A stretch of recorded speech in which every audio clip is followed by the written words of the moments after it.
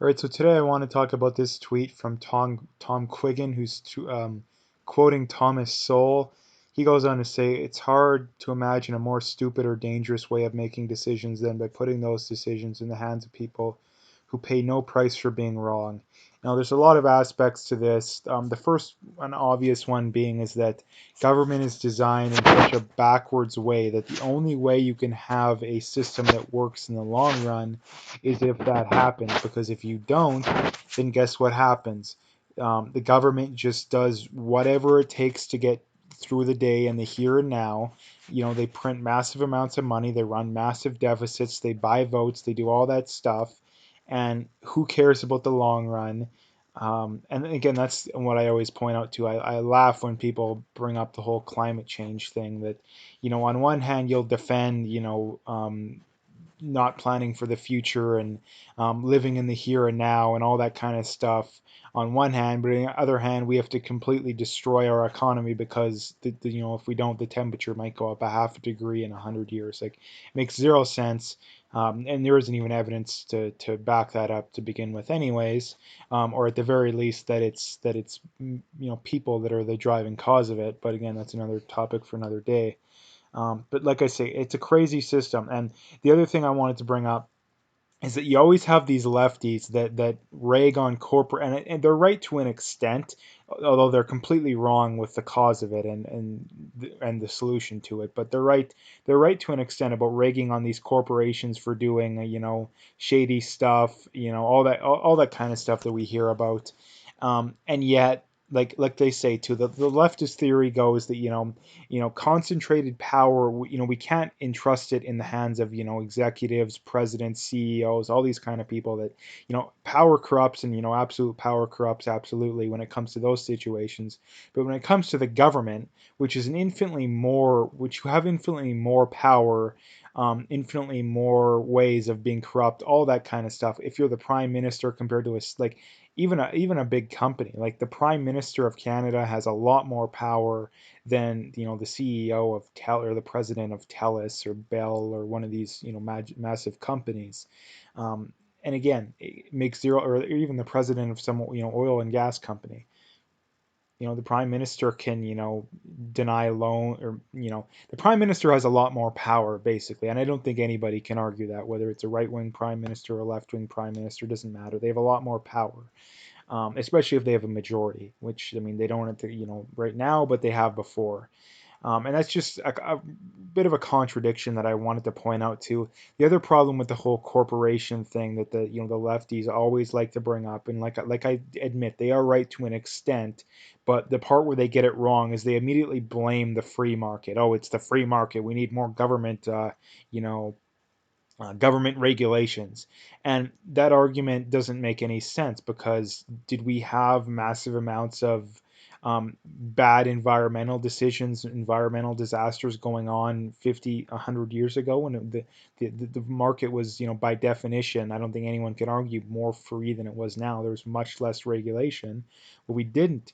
The problem now is that people know that these big companies know they can get away with it because they're in the pockets of these government people. The left loves to rag on, even though they don't really have any evidence of it. They love to rag, oh, Jason Kenney and the oil companies. He's cozying up to his oil company buddies, giving them tax breaks. Which I don't even know. They don't really have any evidence that they're buddy buddy, but yet they completely ignore Justin Trudeau, SNC Lavalin. They love to pretend that doesn't exist. They love to pretend that the CBC exists exclusively due to taxpayer bailouts.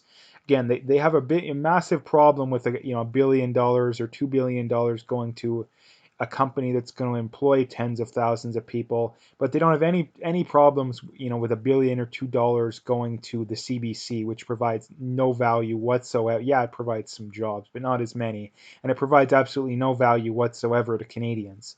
Again, giving money to oil companies, they invest that money. That money turns around and gets reinvested.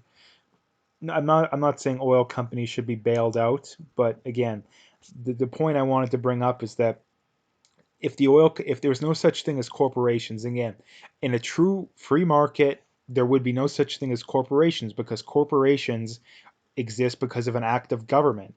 And if there was no government, or if there was very little government, well, then who would you go to shield your liability? It wouldn't be possible. The only way that you could establish one of those companies is to have, personal liability, because that's a definition of a corporation. One of the examples of in a corporation is that your personal assets aren't liable. Like, if you're an oil company and you go and you have some big oil spill, or you abandon all your wells, well, guess what? You can just there's no punishment. There's nothing, because you're a corporation. But if you weren't a corporation, if we had a true free market, the only way that you could do that kind of stuff is if you put your personal assets at stake. Because if let's say you're an oil company, you go to some farmer and say, yeah, we want to drill in your land. We think there's oil, and when there is oil, you would sign a contract. In that contract, it would be very simple. You just say, hey, you know, we agree to give you an X amount of profit, we get access to the land, all that kind of stuff. And then they would be like, hey, at the end of this, um, we agree to clean everything up. And if not, well, guess what? Your personal assets are at stake, which means people are going to do it. The problem is now your personal assets aren't at stake, and because they are in the pockets of the government, they can get away with it. And that's the one thing that I can't stand about the left, and why I always just laugh my ass off at them, is that they completely refuse to acknowledge the government aspect of it. That it's the government that allows this kind of stuff at the end of the day.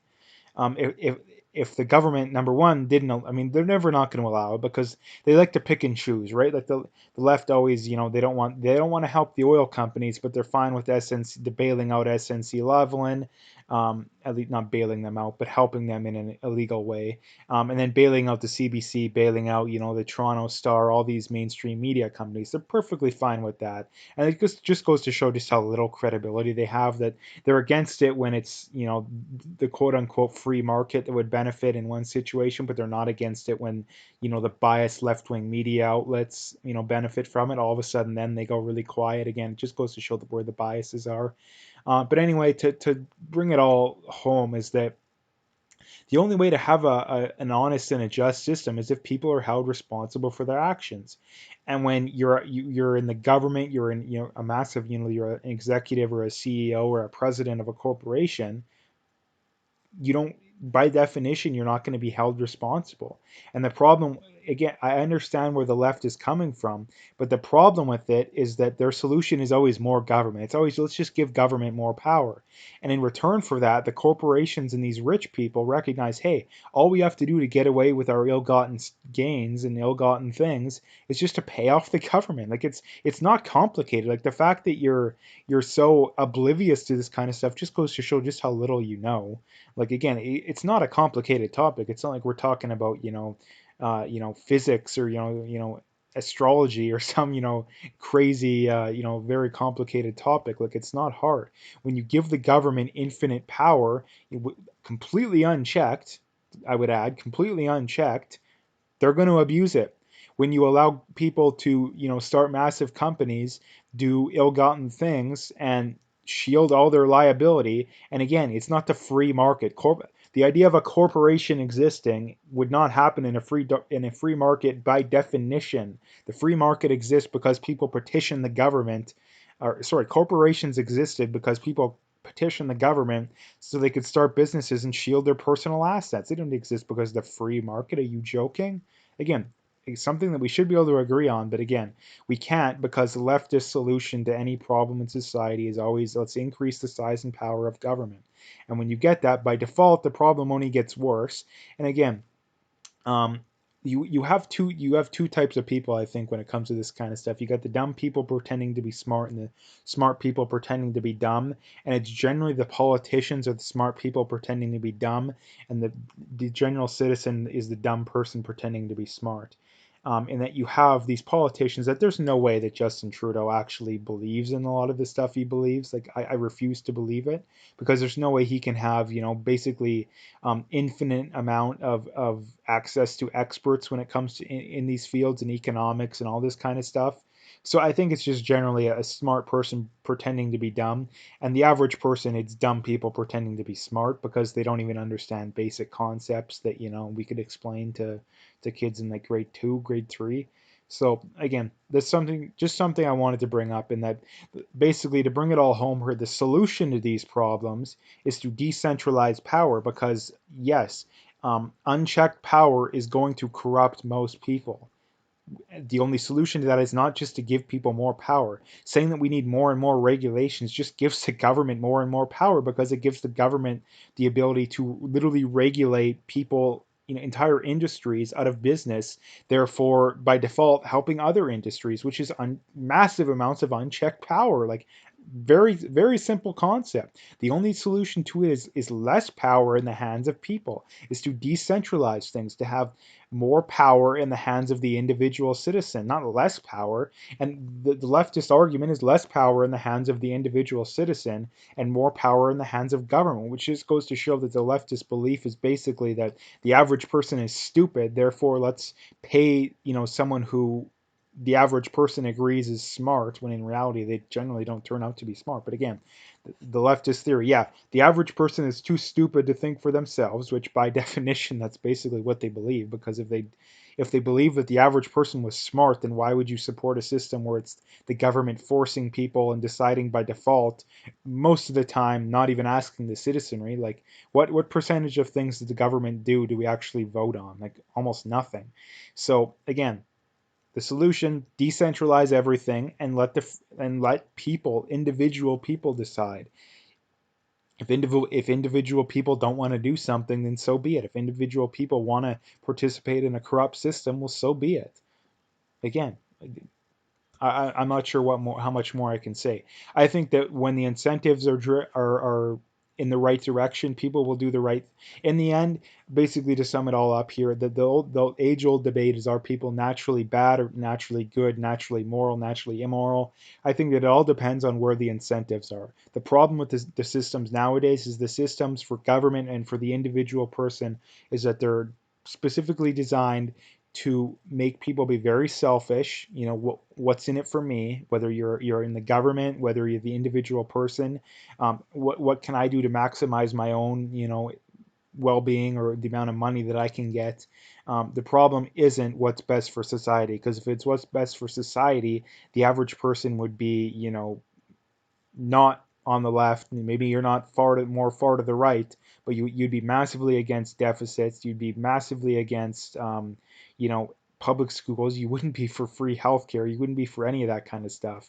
Um, that's what I'm saying. If you care about the the long term good, basically. And that's something I'll say too, is that down the road, there's not going to be such a thing as taxpayer funded healthcare. My guess is public schools don't exist, at least in the way they do now. I think they'll be more decentralized. Everything needs to be more decentralized. Everything needs to be done more locally, not decided by people, bureaucrats, and whether it's Ottawa, Washington, wherever you're listening from. Um, the idea makes no sense that someone, halfway around, halfway, what is it, from drive from Ottawa, from BC or Alberta, we're talking like a full day drive. Like, how do they know what's best for you in Alberta or BC or Saskatchewan? Like, how do they know? Like, they might not even know what's best for their own kids, let alone kids, three time zones over. So again, just something I wanted to point out. But basically, I'm going to leave it there. I've talked long enough. If you like the video, make sure to like and subscribe. I do have my PayPal link in the description. I do have an email address for e-transfer. I appreciate any donations, but at the very least, just hit that like and subscribe if you haven't already.